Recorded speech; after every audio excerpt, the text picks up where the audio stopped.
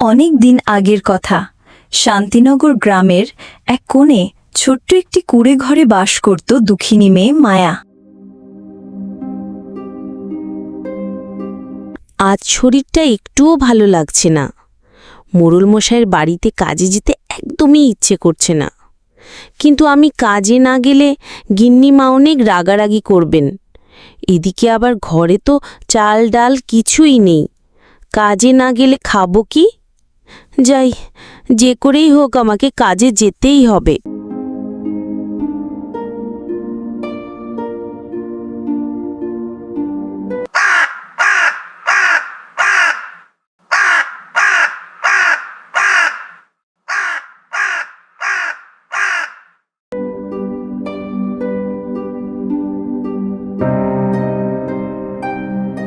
এই যে মহারানী, আপনার আসার সময় হলো তাহলে। এখন সকাল কয়টা বাজে? আজ আমার শরীরটা খুব খারাপ গিন্নিমা, এই জন্য আজ একটু আসতে দেরি হয়েছে। রোজ রোজ তোর এই বাহানা শুনতে শুনতে আমার কান পচে গেল। গ্রামের সবাই তো অলক্ষী ভেবে তোকে কাজেই রাখে না।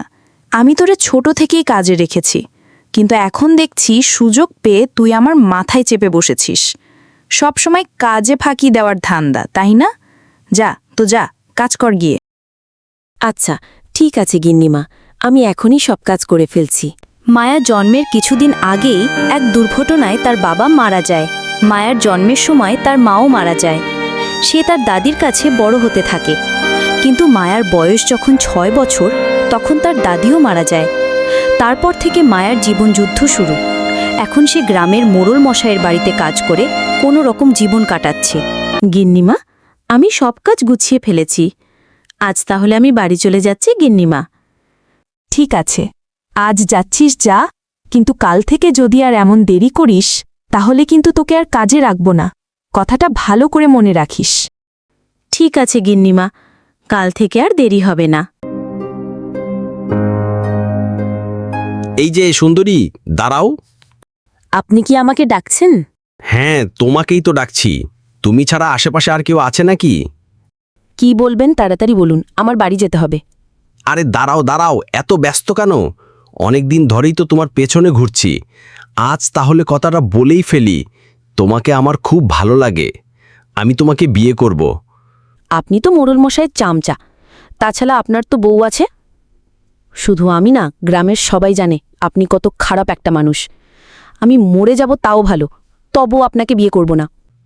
আরে ফকিন্নি, তুই আমারে চামচা বললি?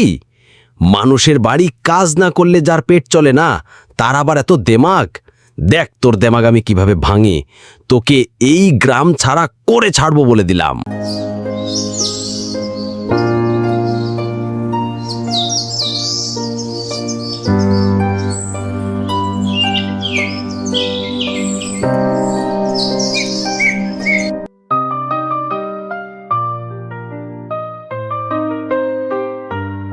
মোড়ল চাচা, বাড়িতে আছেন নাকি? কি রে মানিক, এত রাতে তুই আমার বাড়িতে? গ্রামে কোনো সমস্যা হয়েছে নাকি? হ্যাঁ চাচা, কিন্তু কথাটা যে আপনাকে কিভাবে বলি। গ্রামের অনেকে বলছে আপনার বাড়ির কাজের মেয়ে মায়া, ও নাকি এখন মানুষের বাড়িতে চুরি করা শুরু এসব তুই কি বলছিস? ও তো অনেক দিন ধরে আমার বাড়িতে কাজ করে। এইরকম কিছুই তো কখনো করেনি। করেছে।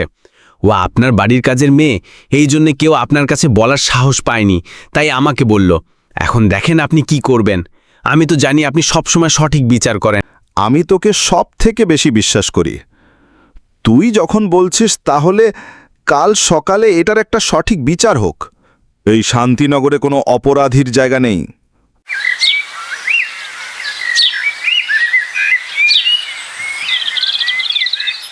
মায়া ও মাইয়া, ঘরেতে আছো নাকি? তাড়াতাড়ি বাইরে এসো তো। কি হয়েছে করিম চাচা, এত সকালে আপনি আমার বাড়িতে? চলো, আমার সাথে মোড়ল মশাইয়ের বাড়িতে চলো।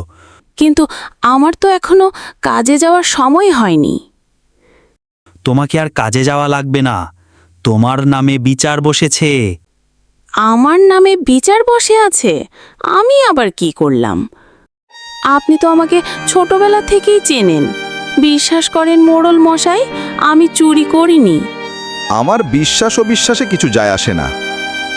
গ্রামের সবাই যেটা বলবে আমি সেটাই মানতে রাজি। তুমি এর থেকে আরো বড় শাস্তি পাওয়ার যোগ্য, কিন্তু যেহেতু তোমাকে আমি মেয়ের মতো জানি, তাই তোমার শাস্তিটা একটু কমিয়ে দিলাম। তুমি আজ এক্ষুনি এ গ্রাম ছেড়ে চলে যাবে। মায়া বুঝতে পারে যে মোড়ল মশায়ের চামচা মানে কি চক্রান্ত করে তাকে চোর বানিয়ে গ্রাম ছাড়া করেছে। কিন্তু মায়ার কিছুই করার থাকে না, তাই সে মন খারাপ করে শান্তিনগর গ্রাম থেকে পাশের গ্রামে চলে যায়। কেউ কি বাড়িতে আছেন? আপনাদের বাড়িতে কি কাজের লোক লাগবে? আমি সব কাজ খুব ভালোভাবেই করতে পারি। না না, আমাদের বাড়িতে কোনো কাজের লোক লাগবে না। তাহলে আমাকে একটু খাবার দিন না, আমি সারাদিন ধরে কিছুই খাইনি। শুনেছি পাশের গ্রাম থেকে নাকি একটা চোর মেয়েকে বের করে দেওয়া হয়েছে। তোমাকে দেখে তো সেই মেয়েটাই মনে হচ্ছে। এই মেয়ে, যাও তো এখান থেকে। আমার বাড়িতে কোনো খাবার টাবার নেই, যাও তো, যাও এখান থেকে। এভাবে মায়া একে একে কয়েকটা বাড়িতে যায়, কিন্তু সবাই তাকে তাড়িয়ে দেয়।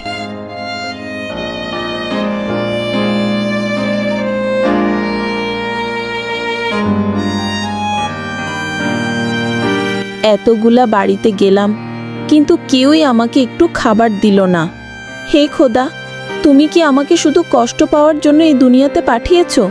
জন্মের পর মা বাবা কারুর ভালোবাসাই পেলাম না, শুধু অবহেলা আর অত্যাচার ছাড়া কি আমার জীবনে আর কিছুই নেই?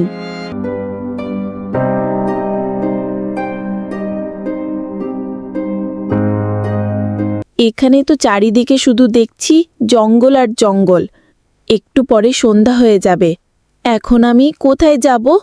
আর একটু সামনে গিয়ে দেখি থাকার মতো কোনো জায়গা পাওয়া যায় কিনা।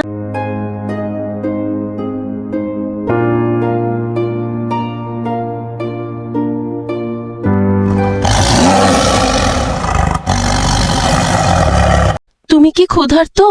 আমি অনেক ক্ষুধার্ত, কিন্তু আমার খাওয়ার মতো এই জঙ্গলে কিছুই নেই। তুমি আমাকে খেয়ে তোমার ক্ষুধা মেটাতে পারো? তুমি কি আমাকে দেখে ভয় পাচ্ছ না?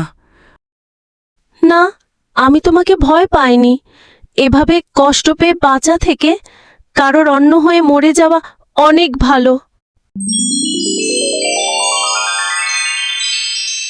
তুমি তো এখনই একটা বাঘ ছিলে। আমি সেন রাজ্যের অভিশপ্ত রাজকুমার। একদিন জঙ্গলের শিকারে এসে আমি ভুল করে এক হরিণরূপী পরীকে শিকার করি। তখন থেকেই আমি পরীর অভিশাপে জঙ্গলে বাঘ হয়ে ঘুরে বেড়াই। পরী বলেছিল, যদি আমাকে এরকম বাঘ অবস্থায় দেখে কোনো একজন ভয় না পাই, তাহলেই আমি আমার অভিশাপ থেকে মুক্তি পেয়ে যাব। কিন্তু আমাকে যে দেখে সেই ভয় পালাতে চায়। একমাত্র তুমি আমাকে দেখে ভয় পাওনি। তাই আমি আজ আমার অভিশাপ থেকে মুক্তি পেয়েছি। তুমি আমাকে মুক্ত করেছ, এজন্য আমি তোমাকে পুরস্কার দিতে চাই। আমার কোনো পুরস্কার চাই না, কিন্তু যদি সত্যি তুমি আমাকে কিছু দিতে চাও, তাহলে তোমার রাজপ্রাসাদে আমাকে একটা কাজ দাও, যেন 3 বেলা খেতে পারি। আমি তোমাকে দাসী নয়, আমার রানী বানাতে চাই। এরপর রাজা ও রানী সুখে শান্তিতে দিন কাটাতে লাগলো। বন্ধুরা, গল্পটি যদি আপনাদের ভালো লেগে থাকে তাহলে চ্যানেলটি সাবস্ক্রাইব করে পাশেই থাকুন। পরবর্তী গল্প দেখার আমন্ত্রণ জানিয়ে আজকের মতো এখানেই বিদায় নিচ্ছি। দেখা হবে নতুন কোনো পর্বে নতুন কোনো গল্প নিয়ে। ততক্ষণ পর্যন্ত সবাই ভালো থাকুন, সুস্থ থাকুন।